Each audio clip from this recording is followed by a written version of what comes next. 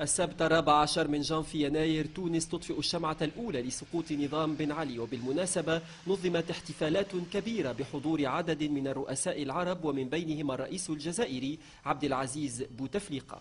بوتفليقة تحادث مع نظيره التونسي منصف المرزوق على انفراد في قصر قرطاج، سيما في القضايا الجهوية والدولية ذات الاهتمام المشترك.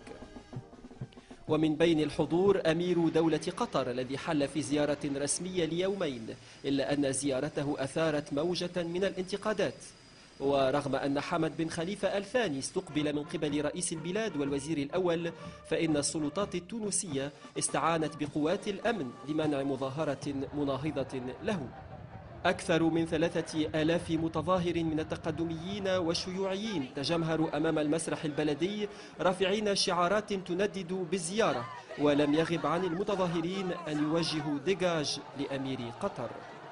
وفي حين قوبل عبد العزيز بوتفليقة بحفاوة كبيرة، فإن التونسيين لم يخفوا امتعاضهم من أمير قطر.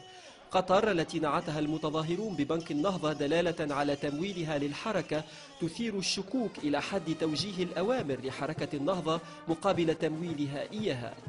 ولكن شعارات المتظاهرين ونعوت المنددين لم تحرك ساكنا لدى أمير قطر، الذي بدا ذا أريحية أمام الصحفيين قائلا: انتم شايفين اللي أنا أعلم رئيسكم كيف يوقف ويصافح، في دعابة لم تلقى استحسان الجميع. انتم شايفين اني انا اعلم رئيسكم كيف يوقف ويصافح؟